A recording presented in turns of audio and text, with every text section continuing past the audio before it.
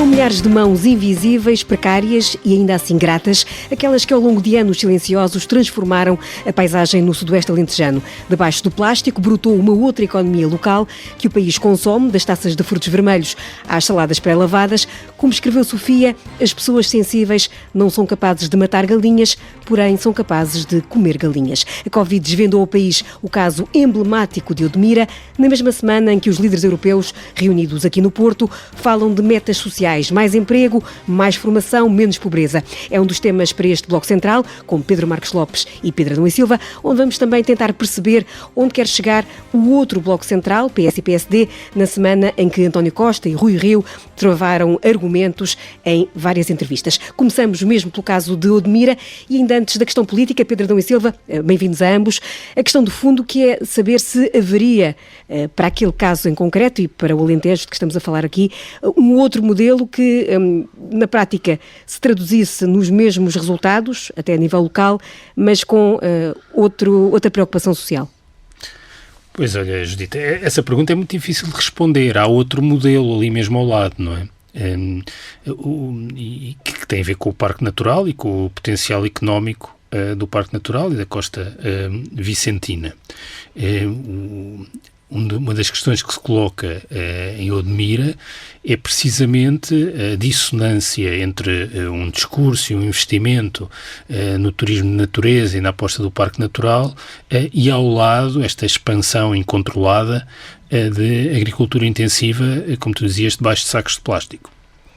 Eu devo dizer que, eu tenho, não é uma declaração de interesses, mas eu sou habitante do concelho uma parte do ano, só não sou mais por manifesta impossibilidade, e portanto, isto para mim não é uma realidade invisível. Eu vi isto a acontecer nos últimos 10 anos, que é quando de facto se intensificou, literalmente à porta da minha casa. E compreendo bem, por um lado, a complexidade, por outro lado, a multidimensionalidade desta discussão. Acho até que a forma como agora estamos a discutir o tema no espaço público revelam ou tende a sugerir um cenário apocalíptico que não corresponde sequer à realidade. O que é mesmo singular ali em Odmira não é apenas a questão laboral, que é de facto um problema sério, mas não é singular. Ou seja, quando nós pensamos naquilo que se passa em Odmira ou quando pensamos no que se passa na área metropolitana do Porto e de Lisboa, nos estafetas que andam a entregar hambúrgueres de bicicleta, fica por demonstrar quem é que está em piores condições do ponto de vista da habitação e do seu cotidiano. Eu quase que aposto que são os estafetas nas áreas metropolitanas. O que é de facto singular e único ali é precisamente a forma como se articula uma questão laboral e que tem a ver com os novos tempos do trabalho, mas também com os novos tempos do trabalho na agricultura sazonal, mas como se junta essa questão laboral com uma dimensão que tem a ver com o território. E não é um território qualquer, é que é um território que faz parte do Parque Natural. E é óbvio que num concelho que é o maior concelho do país em área, mas é um concelho demográfica e economicamente anémico, com uma população muito envelhecida, são pouco mais de 20 mil os habitantes de Odmira, que quando há uma população migrante sazonal ligada a uma atividade económica que é metade dessa população, ninguém sabe bem quantos, mas serão certamente mais de 10 mil, que isto coloca todo o tipo de problemas. Os serviços públicos de Odmira, naturalmente, não estão dimensionados para uma população migrante desta dimensão. E agora o tema é a Covid, e na verdade a Covid limitou-se aqui a revelar uma questão. Quando há um problema de saúde pública, aquele concelho não está preparado para lidar com esta população. Da mesma forma que as escolas não estão capacitadas para começar a receber em números muito significativos os filhos destes migrantes que vão ficando por cá. E, acima de tudo, o território e os recursos hídricos não são capazes de aguentar esta pressão do desenvolvimento agrícola.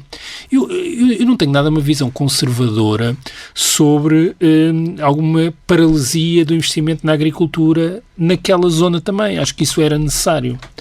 O problema é o excesso.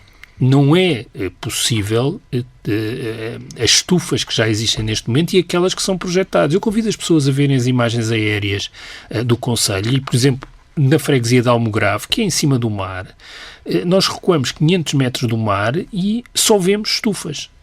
E o que está projetado para os próximos anos é um crescimento brutal destas estufas e, portanto, o território não aguenta isto. Agora, há uma pergunta importante, deixa só dizer isto, Judito, e concluo, que é porque é que isto aconteceu, não é? Eu tenho visto muito isso bem, porque ninguém quis fazer... Ninguém, mas repara, todas as partes tiveram interesses objetivos que isto fosse assim. Os trabalhadores, deixa-me dizer uma coisa que é fundamental, estamos a falar de pessoas que têm uma cordialidade, uma simpatia, que não criam um único problema e uma capacidade de integração numa comunidade que é uma comunidade pequena, notável. Quer dizer, e que, na parte das vezes, até acham que não pensam que estejam a ser explorados. Explorados, exatamente. E, no entanto, já são vítimas de racismo, nós sabemos. Sim, mas é de facto, só se pode dizer coisas positivas em relação a estas pessoas que estão ali no concelho e que de facto mudaram a paisagem social do concelho. Mas são pessoas que estavam em condições certamente muito piores nos países de origem, mas que têm também a maior parte delas, na verdade, a ambição de estar em Portugal para ir para o norte da Europa. E, portanto, não veem esta sua presença e permanência aqui como uma questão muito problemática. Portanto, têm um interesse. Bom, naturalmente, os habitantes do concelho, que são uma população envelhecida, com rendimentos baixos, nomeadamente muitos pensionistas, encontraram aqui, por um lado, um fator de alguma dinamização da atividade local, nomeadamente do comércio, mas também muitos deles benefícios imobiliários com os quais nunca sonharam. É que não há uma loja que não se alugue por um valor muito significativo ali no concelho. Não há uma casa que não se alugue o ano todo, e não apenas no verão, por valores muito elevados. Bem, naturalmente, os investidores na agricultura, que têm ali um nível de produtividade e de retorno financeiro com o qual também nunca sonharam. E já agora, tu dizias isso no lançamento, todos nós, não só porque isto é um contributo importante para as exportações, e no início, quando se começou este desenvolvimento, que tem a ver com o período da Troika, isso era fundamental, mas também porque todos gostamos de chegar ao supermercado e consumir frutos silvestres o ano inteiro e comprar umas saladas impecáveis que já vêm pré-lavadas. E, portanto, isto é explicável pela convergência de interesses de todos. Quem no território levantou questões, teve dúvidas, chamou a atenção da insustentabilidade deste modelo, foi sempre sendo olhado de soslaio. Aliás, há movimentos locais, os Juntos pelo Sudoeste, que têm levantado esta questão sem que ninguém olhasse para ela. E a questão não é a questão laboral. É que eu tenho ouvido sistematicamente isto ao longo dos dias. É a forma como esta questão laboral se junta com uma questão fundamental ligada ao território. Pedro Marcos Lopes, talvez começando exatamente por esta questão do território e como o Pedro Adão Silva disse, era um concelho que vivia há uns anos uma situação de anemia ao nível económico. Passámos agora para esta situação em que todos, aparentemente, têm uma parte do quinhão e disso beneficiam. Para onde é que vamos a partir daqui? Vamos voltar atrás? Vamos reformular isto? Como é que vês este cenário? Não, a necessidade da reformulação, quer dizer, não é exatamente uma necessidade de reformulação, é uma necessidade de formulação e de desenho do modelo. Deixa-me começar, aliás, aproveitando a tua pergunta, que apesar de vivermos uma situação específica no concelho de Odmira, há um conjunto de problemas, e eu já lá vou, provavelmente a expressão problemas não é bem encontrada, mas há um conjunto de novas questões, melhor dito, que existem no Alentejo e não só neste concelho. E isto tem a ver com o facto de o Alentejo ter estado abandonado durante dezenas de anos até anterior a isso, mal trabalhado, com culturas que estragaram em grande parte o solo alentejano, quer dizer, quem tem um bocadinho de memória, ou pelo menos já pensou nisso, não é preciso memória. Mas o conhecimento da história. O conhecimento da história é melhor. Acho que já nenhum de nós tem memória das campanhas. Sim. Não, memória do conhecimento da história, digamos assim. Das campanhas do trigo e das campanhas do milho, do Alentejo, que destruíram o território, e depois o território, com a reforma agrária e com tudo mais, o Alentejo ficou completamente abandonado. E é recente, e o Pedro falava em Odmir há 10 anos, e o crescimento de novas produções agrícolas no Alentejo tem pouco mais tempo do que isso.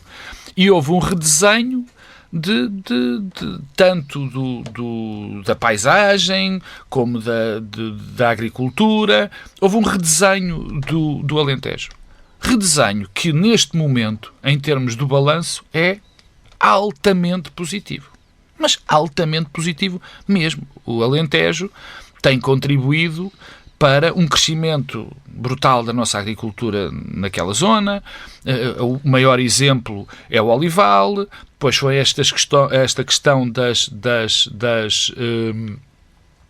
estufas. Quer dizer, o Alentejo neste momento é um produtor de riqueza como há muito tempo que se calhar nunca foi. E tudo isto tem consequências. A primeira, e podemos começar por essa, é a questão do trabalho. O Alentejo é uma zona profundamente desertificada de gente, onde vivem sobretudo velhos. As pessoas fugiram do Alentejo e, portanto, não tem mão de obra. E estas indústrias, apesar de umas mais do que outras, as indústrias que o Pedro falou e que se tem agora falado, dos frutos vermelhos, das saladas, precisam de muita mão de obra, o olival precisa de muito menos mão de obra, mas também precisa. E, portanto, o que não se pôde resolver e não é possível resolver com os habitantes locais, teve-se que fazer à custa da importação, à falta de melhor palavra, de imigrantes que vieram para cá trabalhar. E, nesse aspecto, não houve o cuidado, como normalmente não há, enfim, logo no princípio, de assegurar boas condições de trabalho, de mínima decência, que muitas vezes isso não aconteceu, e o que nós hoje estamos a deparar, a constatar uma realidade que já existe há muito tempo. Uma realidade que existe já há muito tempo. Se me perguntam se de quem é a responsabilidade, eu digo que há aqui uma responsabilidade global. Isto é a mesma história de dar culpa de todos em geral e ninguém em particular. Há culpa de todos em particular. Porque o governo e as entidades locais viram o problema a crescer e não conseguiram atalhar, não conseguiram sequer começar a resolver o problema. Em algumas situações sim, claro, e municípios diferentes uns dos outros. Os sindicatos e as forças sociais preferiram não olhar para isto porque é uma situação muito difícil de resolver. Desculpa lá, eu tenho que te corrigir. Porque há um contrato coletivo em vigor. Sim. Neste setor e com estes trabalhadores, que é um contrato coletivo bastante abrangente, com salários contratados acima do salário mínimo. Portanto, essa ideia, eu gostava de contrariar este cenário apocalíptico que há em relação ao trabalho. Não, mas estamos a falar de coisas diferentes. Portanto, os sindicatos estiveram preocupados com isto. Não. Estamos a falar de coisas diferentes. Há uma realidade que é a realidade regulada. Só que o que nós sabemos é que há muitas pessoas em situações irreguladas. O que nós sabemos é que há os célebres tarefeiros, não é tarefeiros, aquelas empresas de contratar. Temporário. Nem é temporário, são pessoas que vendem prestações de serviços. E, portanto, que curiosamente, e aí o Pedro tem razão, foram pouco abordadas nesta perspectiva. Porque eu, da parte que conheço do Alentejo, o Pedro conhece melhor esta, eu conheço melhor outra, há, por exemplo, a questão das comunidades, dos migrantes que vão para o fim da apanha da azeitona. Quando as máquinas... Há muita parte da azeitona que não é recolhida pelas máquinas e que há pessoas que vão lá recolher esta azeitona e normalmente até ficam com a azeitona. Há aqui dois cenários diferentes. E era desse de falta de cuidado, que também acontece noutros setores, bem entendido, das forças, dos movimentos sociais, dos sindicatos e tudo, em olhar para eles. O terceiro, que é o que mais me preocupa, não é? Que mais me preocupa porque, enfim, por causa da minha visão do que tem que ser a atividade empresarial. Eu não exijo nem às empresas que que tomem conta dos aspectos sociais e das condições de vida das pessoas. Mas acho que devem ter um cuidado muito especial para isso. devem ter muito cuidado especial para isso. E quando o mercado, num local, como é evidente, o crescimento foi rápido, as infraestruturas não existiam. Eu acho que é uma responsabilidade social dos empresários nesse aspecto que também ficou por suprir. Que também ficou claramente por suprir. Portanto, depois há a questão, e aqui entro naquilo que o Pedro falou, em relação ao território. Eu sou franco. Quando comecei a trabalhar, disseram-me que a primeira coisa que se devia aprender era a dizer não sei quando não se sabia. Eu não sei, muito francamente, se a questão das estufas nesta zona do sudoeste alentejano está exagerada ou não. Não sei. Não sei se aquilo que está a acontecer, se essas expedições agrícolas intensivas estão a fazer mal ao território, estão a fazer mal aos solos, estão a fazer mal aos recursos hídricos. Francamente, não sei qual é a dimensão. O que sei é que tem de haver um necessário equilíbrio. E o que eu tenho assistido, que é normal, uma normalidade normal, digamos assim, que é, quando surgem estas situações, põe-se em causa todo o enquadramento económico e todo o enquadramento empresarial disto. Eu tenho assistido a uma espécie de reação onde se põe em causa a existência destas indústrias neste local. Não foi o que o Pedro, obviamente, fez. Quer dizer, que eu achava um crime terrível, porque são altamente criadoras de riqueza. Obviamente que têm que ser verificados os problemas que a sua atividade tem, particularmente no que diz respeito aos recursos hídricos e à questão do solo, mas nós temos que olhar para isto com muita abertura, porque o que aconteceu neste concelho, ou nos concelhos limítrofes de Odmira, com o crescimento desta atividade económica, é muito importante para o país e é muito importante até para as comunidades que lá vivem e que têm tendência a crescer Pedro, por causa disso. É verdade, e eu sou muito sensível a esse argumento, não acompanho a diabolização desta modernização da agricultura e sublinho, há, é óbvio, problemas laborais ali. Mas eu não tenho nenhuma evidência, e como digo, apesar de tudo conheço, não tenho nenhuma evidência deste cenário de apocalipse laboral que está a ser retratado agora. Acho que é excessivo e ao enverdarmos por esta discussão assim, estamos a prejudicar um debate que eu acho fundamental, precisamente sobre o equilíbrio e o modelo de desenvolvimento. Pedro, mas é exatamente esse o problema. O que eu estou a tentar é fazer a síntese disso. Quer dizer, sim. Mas eu sei responder à tua pergunta sobre os limites. Deixa-me acabar dizendo, e isso interessa-me, eu acho que interessa falar disso. O segundo ponto tem a ver que isto coincidiu também com uma campanha, e aí, contra o olival. E eu aí também tenho uma declaração de interesse a fazer. A minha família é proprietária de olival, no Alentejo. Quer dizer, choca-me bastante. E estas duas campanhas parecem correr em simultâneo. Choca-me bastante aquilo que tem sido feito e dito em relação ao olival. Porque estamos numa situação parecida nesse aspecto. Quer dizer, há com certeza problemas com o olival intensivo no Alentejo. É evidente, porque o crescimento foi brutal, porque não havia lá nada, tenho que o dizer, não é? Estavam desocupados os solos, estavam mal trabalhados. Mas agora verifico também que há uma espécie de uma campanha organizada dizendo que, enfim, estamos a assistir a outro, utilizando as palavras, a outro apocalipse. Quer dizer, o equilíbrio nisto é essencial. Quer dizer, nem é o cenário terrível laboral, apesar de haver muitas situações onde há um cenário lamentável, não a de agora. Noutra dimensão eu também os conheço pessoalmente, não desta, mas de outro tipo de migrantes. Mas o que é preciso também, extremo cuidado na análise da atividade económica. Quer dizer, corremos o risco de deitar a água com o bebé. Isso seria péssimo para o país.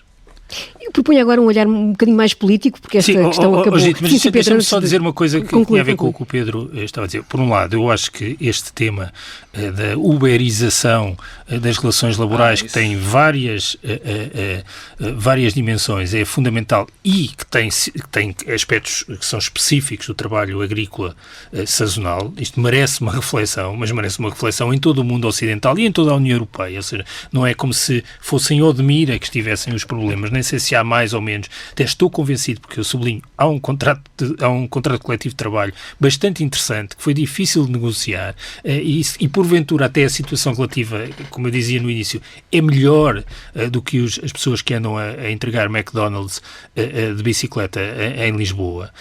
2, o Pedro dizia, bom, eu não sei se sou capaz de dizer se foram ultrapassados os limites. Eu aí tenho de dizer que eu acho que foram ultrapassados os limites. Eu convido as pessoas, aqui na rádio não dá para mostrar imagens, a procurarem imagens aéreas do Conselho, é visível que foram ultrapassados os limites, e se virem projeções da evolução do crescimento das estufas, são coisas insustentáveis, e sublinho, para além da questão da acomodação, porque se aquilo crescer, vai crescer a população migrante para trabalhar. E, portanto, não há serviços públicos que resistam a isto, não há água no Conselho que resista a este crescimento, não há água no Conselho para aquela agricultura, e sobra um problema sério que não tem sido discutido, que é dos fertilizantes. Ninguém sabe exatamente que fertilizantes é que são ali utilizados. Uma coisa, de novo, é uma extensão pequena, outra coisa é uma agricultura intensiva em larga escala, com fertilizantes no parque natural, a metros do mar. Isto não tem pés nem cabeça, e, portanto, é bom que haja uma discussão sobre a sustentabilidade deste equilíbrio entre preservação do parque natural e investimento na agricultura, porque, ao contrário de outras regiões no Alentejo, estamos ali no parque natural da costa sudoeste alentejana e vicentina, e, portanto, isso torna a discussão diferente da que se pode ter no Alto Alentejo, no interior do distrito de Beja. Sim, são realidades diferentes.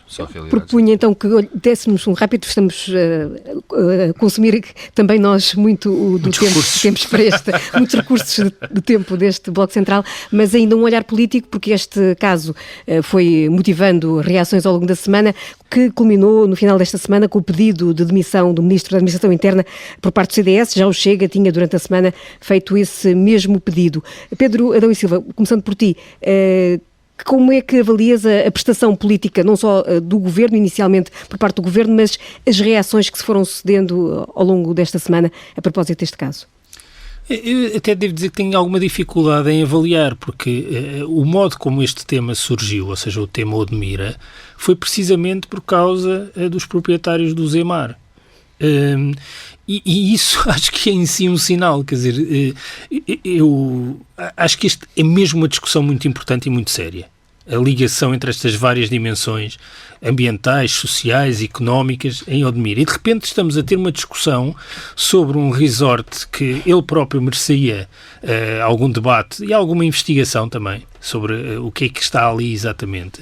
Sobre um resort cuja ocupação, que poderia ser feita por pouquíssimos destes imigrantes, é na zona que não há proprietários, e tenho muita dificuldade em acompanhar. Agora, acompanhar que estejamos sequer a discutir isto, acho uma questão mesmo, na minha hierarquia de preocupações e de prioridades, está lá bem mas em baixo. Olha, essa é uma questão. Agora, a maneira como, desculpa interromper, sim, a maneira como 24 proprietários de casas, que têm direito, eu sou todo a favor do direito de propriedade, ocupa o espaço mediático como ocupou.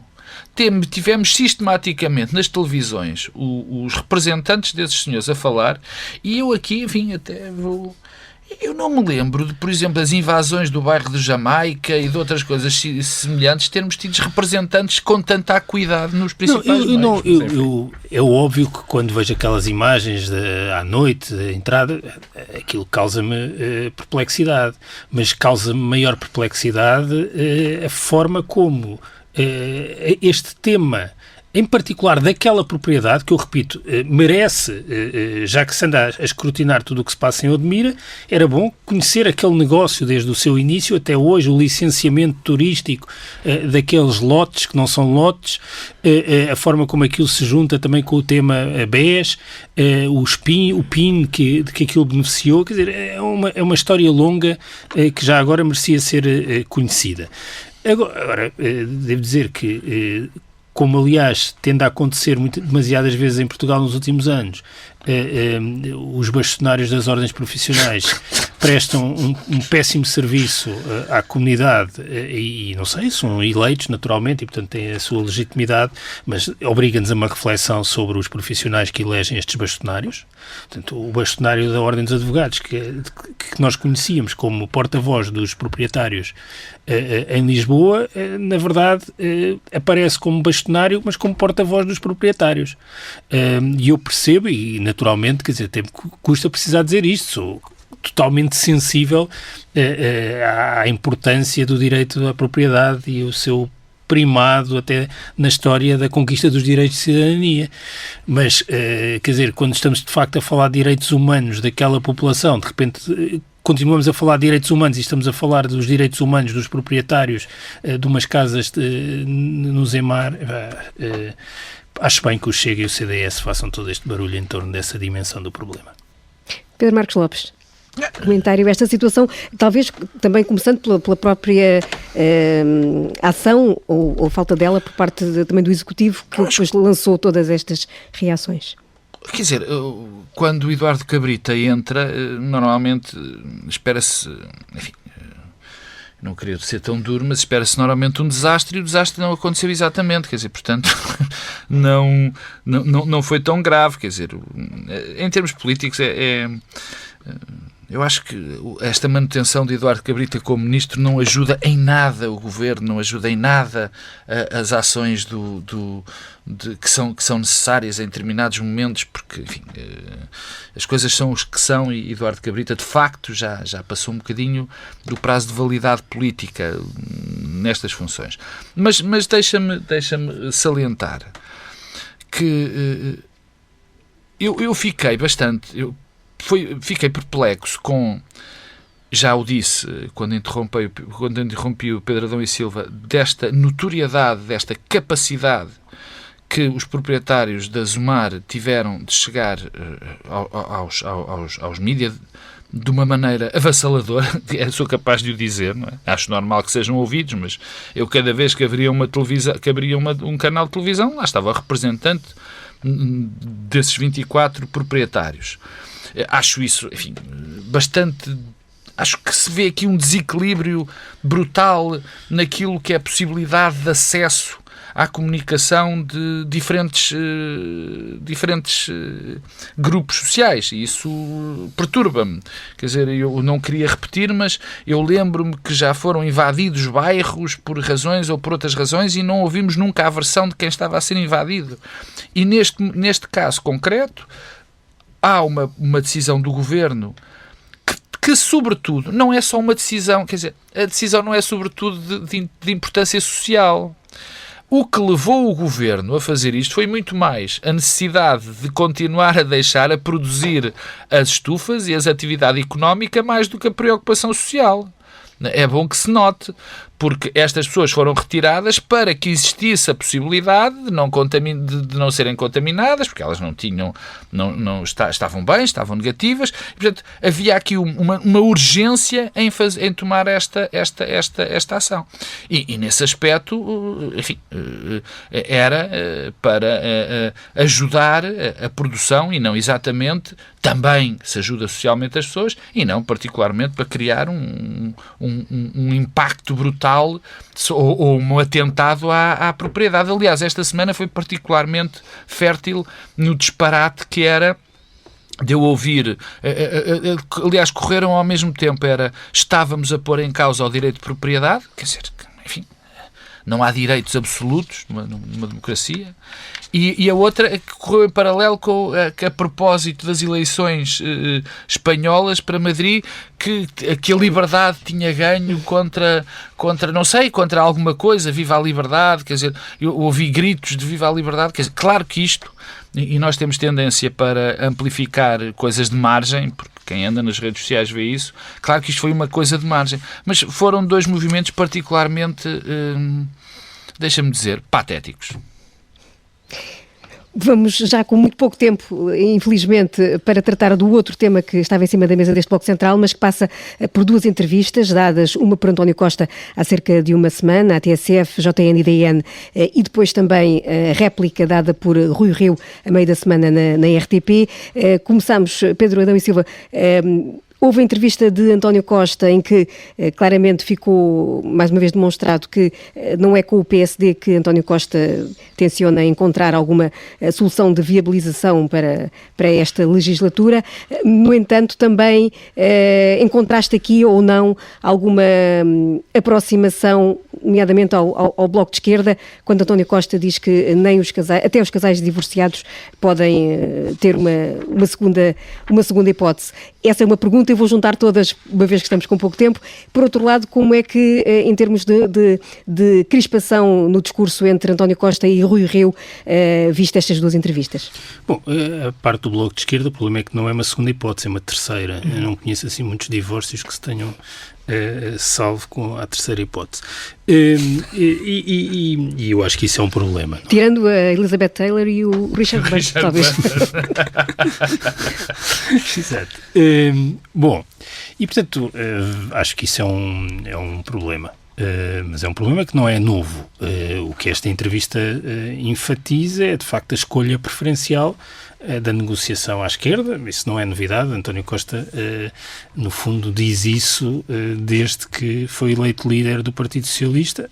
Depois isso foi materializado com a geringonça e, de certa forma, voltou a ser materializado com contornos distintos no primeiro Orçamento do Estado desta legislatura. Vamos ver. A crispação com o PSD.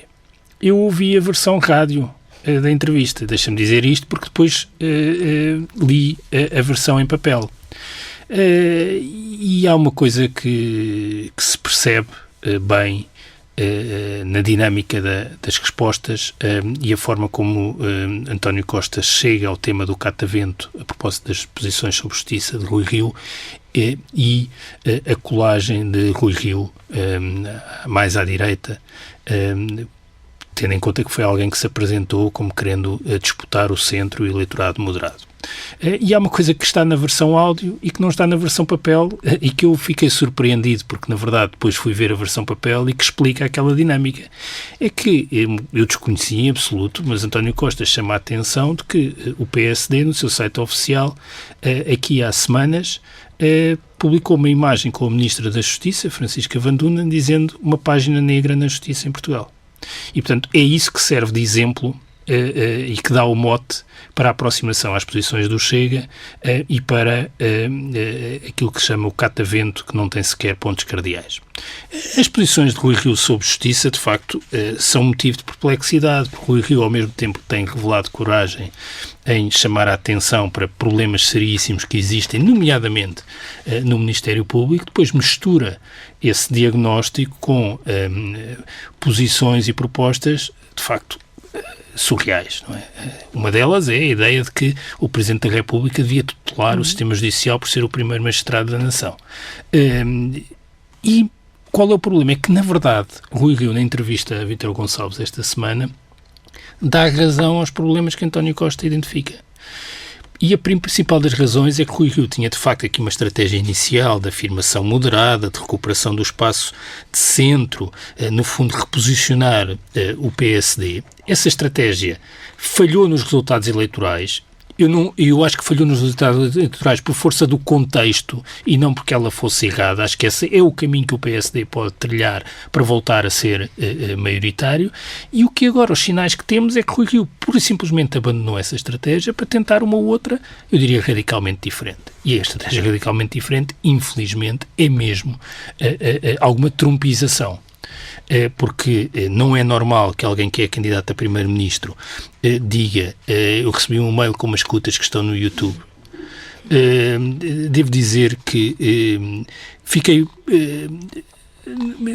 tenho dificuldade em encontrar um descritivo, mas no mínimo perplexo, mas também muito preocupado, porque fico assustado de ter alguém que pode ser primeiro-ministro que se pronuncia sobre uma matéria que, de facto, para alguém se pronunciar sobre ela, com as responsabilidades que o Rio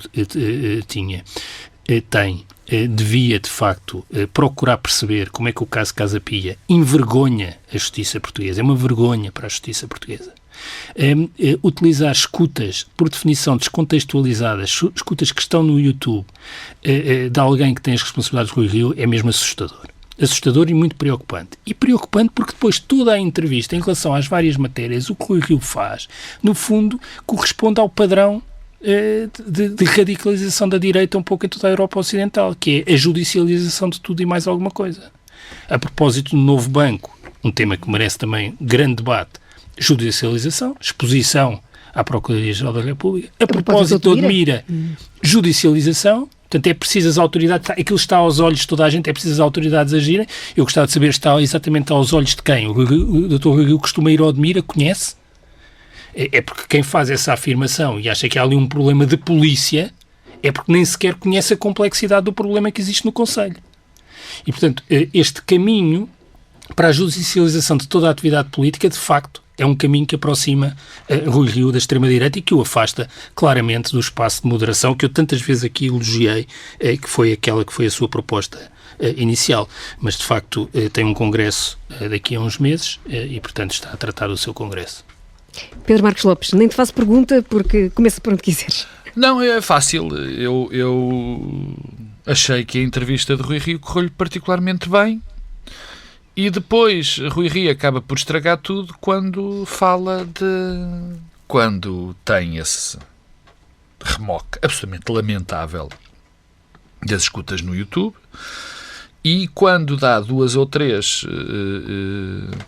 indicações de algo que ele tem vindo a fazer que me desagradam e que eu acho que não é caminho para a política, que é cujo melhor exemplo é de fazer uma exposição ao Ministério Público sobre o caso Novo Banco, Resolução. Do BES, ia dizer BES e não me estava a faltar do Novo Banco. Mas deixa-me começar pelo princípio. Portanto, estava a correr otimamente até correr pessimamente. Não. Houve a linha que Rui Rio teve nesta entrevista, na minha opinião, foi boa e que depois tem esse problema de descontrole absoluto em coisas que não se devia descontrolar. Mas eu queria começar pelo princípio. E começar pelo princípio é a entrevista de António Costa. Quer dizer, e isto tem acontecido demasiadas vezes. Rui Rio não aproveita de uma maneira efetiva aquilo que António Costa falha. Eu recordo uma coisa, quer dizer, António Costa tem um período dessa entrevista absolutamente lamentável. O António Costa, a dada altura, dá a entender que Rui Rio, declara que Rui Rio é contra a independência do Poder Judicial por o Rui Rio defender que o Conselho Superior do Ministério Público não deva ter a maioria de magistrados. O que António Costa faz é uma coisa altamente... deixa-me, quer dizer, até me custa dizer a palavra, mas é mais do que altamente reprovável. É lamentável. Deixa-me só para te acompanhar nisso, porque além do mais, nós falámos desse tema na altura, o que aconteceu é que isso foi tratado como um interdito. Ou seja, a ideia de que um partido está impedido de fazer uma proposta sobre a composição do Conselho Superior do Ministério Público. Eu acho isso inaceitável. E nós podemos concordar ou discordar da posição do Rui Rio nessa matéria, mas o que não podemos aceitar é que se declare interdita essa discussão. Pronto, muito obrigado, era exatamente. Quer dizer, é inaceitável, o termo é melhor, é inaceitável o que António Costa diz. Inaceitável. Aliás, não só é inaceitável, porque se podem e devem fazer propostas para mudar algo que está mal, as várias coisas que estão mal na Justiça, como é inaceitável António Costa mentir. Porque António Costa sabe tão bem como eu, como o Pedro Adão e Silva, como qualquer cidadão, que não é pelo facto de haver uma maioria de não magistrados no Conselho Superior do Ministério Público que a Justiça deixa de ser independente. Bem, já pode acontecer isso no Conselho Superior de Magistratura, acontece isso em vários países na Europa e eu até diria, agora vou dar a minha opinião, já disse aqui na altura, eu acho altamente recomendável que não existam uma maioria de magistrados, que não exista uma maioria de magistrados no Conselho Superior do Ministério Público. Portanto, até porque não precisam de ser indicados pelos políticos, não é? Obviamente. Porque pode haver um processo de cooptação de não magistrados, claro, e acho que ter outras formações, outras relações com a sociedade é uma coisa positiva. Claro, quer dizer, portanto, não têm de ser os magistrados. Começamos por aqui, nesse ponto onde António Costa esteve particularmente mal. E, portanto, Rui Rio podia, e até foi aproveitando isso na entrevista que deu. Eu já não vou à parte de António Costa sobre a geringonça e sobre essas negociações, porque não temos evidentemente tempo, mas também era bastante interessante, porque eu acho que esta entrevista também correu particularmente mal a António Costa, mas isso é outra história. Mas Rio veio responder, e eu acho que durante a entrevista toda, o sumo da entrevista, ele está bem na análise aos problemas. E e vai, particularmente no caso da Justiça, tem o discurso, na minha opinião, certo. Só que há aqui um problema de base. É que, enquanto nesta entrevista eu acho que ele esteve bem em todos os pontos que abordou estruturais, digamos assim, está um pavão ao teu lado, estamos aqui a não concordar com isso. É preciso explicar aos ouvintes que eu estou aqui com o José António Barbosa no Jardins do Palácio de Cristal, onde vai decorrer a Cimeira. Está muito bem. Portanto, e vocês estão aí com o José Guerreiro. E nesse aspecto da Justiça, ele teve este discurso nesta entrevista bom, e o que era o antigo discurso de Rui Rio.